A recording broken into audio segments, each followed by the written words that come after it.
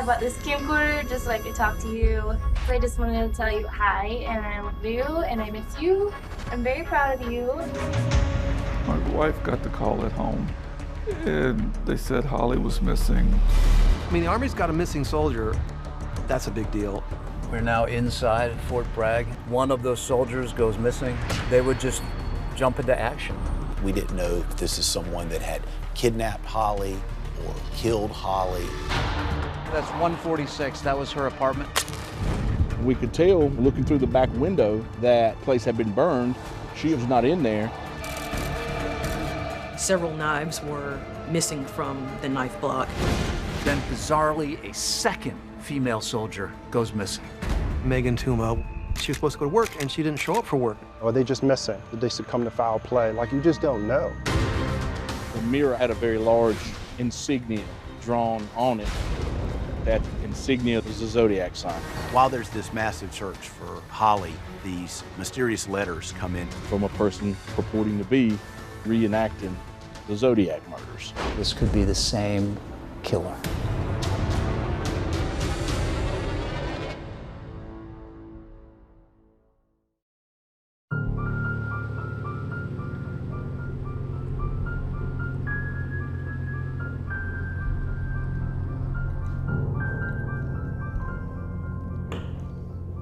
My name is Jesse James.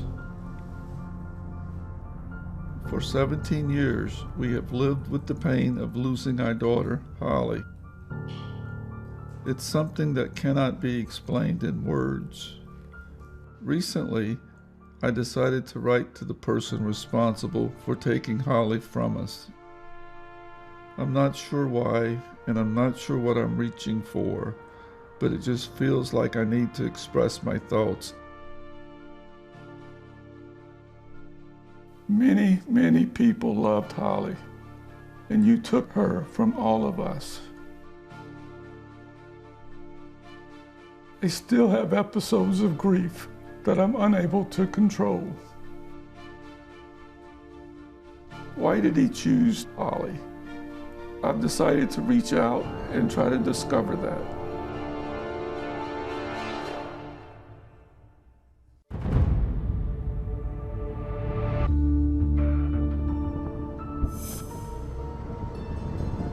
So right now, I'm on my way to Fort Bragg, North Carolina. It's one of the largest military bases in the world.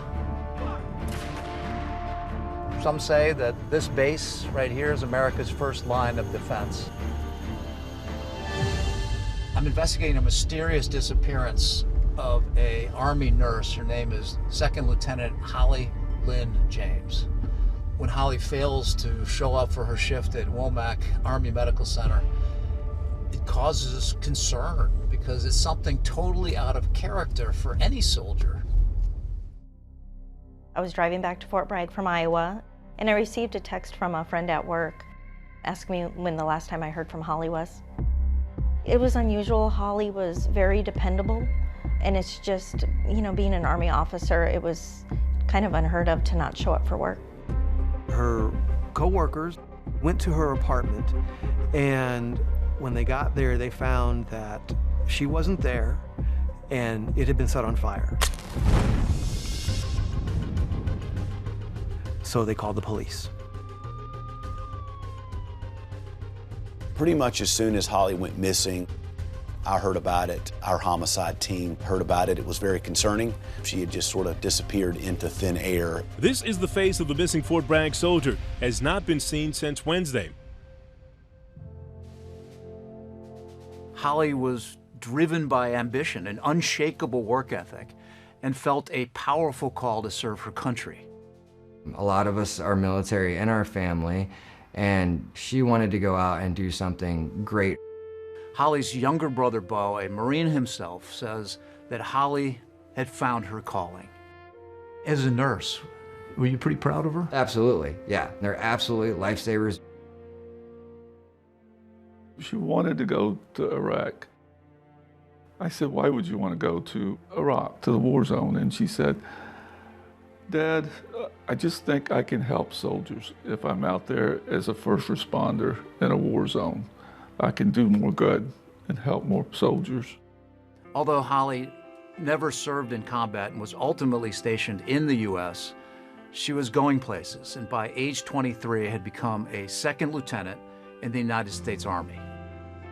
Even though I was a sergeant major, she was technically a higher rank than me starting out, you know, and I was pretty proud of that. They assigned her to the mother-baby ward at Womack. She just always wanted to be in the thick of things. She was a floor nurse. She loved helping people all the time. And she really loved children.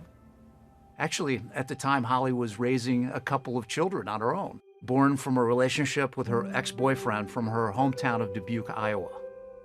Then in 2007, she met this 22-year-old Marine, Corporal John Y. Monk, a combat engineer who was stationed along with her brother Bo at Marine Corps Base Camp Lejeune. Colonel Kirk Cordova was John Y. Monk's commanding officer. He's a non-commissioned officer working towards being a sergeant and probably one of the best ranks in the Marine Corps. So he was very proficient, I can tell you that. We deployed together. A lot of times we were looking for explosives or blowing things up. He was very good at our robots that we used for looking for explosives or setting them. I was embedded in the war zone with the Marines in the invasion of Iraq in 2003. The level of danger was similar to what they experienced. Marines continue to bring their heavy armor north. And you realize just how intense their jobs really are. Why did you decide you wanted to introduce him to your sister, Holley? Everything he said just seemed so funny. And I thought Holley deserved some humor in her life too. She outranked him. She was an officer and he was an enlisted man, lower enlisted man. The couple eventually married and shared an apartment together in Fayetteville, just outside the gates of Fort Bragg. Monk lived 2 hours away at Camp Lejeune, but would visit on weekends. Holley and John seemed happy. They seemed like a good match. Being a dual military couple, it's just that extra layer of complication. You're just apart quite a bit. During Monk's deployment, Holley bridged the distance with heartfelt video messages. I bought this camcorder just so I could talk to you. So I just wanted to tell you hi, and I love you, and I miss you. I'm very proud of you. There was a number of videos that she had made for him, you know, and they were sweet. I'm pretty excited. You'll be here in 2 months. She would talk about, you know, how much she loved him, how much she was looking forward to him coming back. I didn't talk to you, so I just wanted to send you a quick hi and let you know that everything's okay. Just being a sweet gal. Together, they were rising in the military ranks, newly married, full of hope, but everything would change on that terrible night Holley went missing. There is still no official word on the whereabouts and the fate of Army Lieutenant Holley Monk. Investigators speak with Monk, who says that he was hours away at Camp Lejeune and knew nothing about Holley's whereabouts. My wife got the call at home, and they said Holley was missing. Police and federal investigators are on the case. Crime scene tape surrounds the apartment complex. I began to see reports on the internet. The first report I saw was the police there, the military there, and they were towing her car away from the apartment complex. There was a lot of interest locally and nationally about what had happened to Holley. I had reporters on my doorstep, and they were asking if I knew anything about Holley, what could I tell them? I think that's when I realized it was bigger than what I was imagining. At this point, we didn't know if this was a random act of violence that occurred, or if this is someone that had kidnapped Holley or killed Holley. It's currently under investigation, and we're working with Fort Bragg trying to locate this person. People are scared, people are worried, and they've got to go fast to try to find her. It was all happening so rapidly, so quick. You decided to fly out to see exactly what's happening. I did. But your main job was really to find her. I came here on a mission. I was scared to death because I was afraid of what I was going to find. And when investigators are given the all clear to enter Holley's apartment, there was a note that had survived the fire. This letter. What or who will they uncover?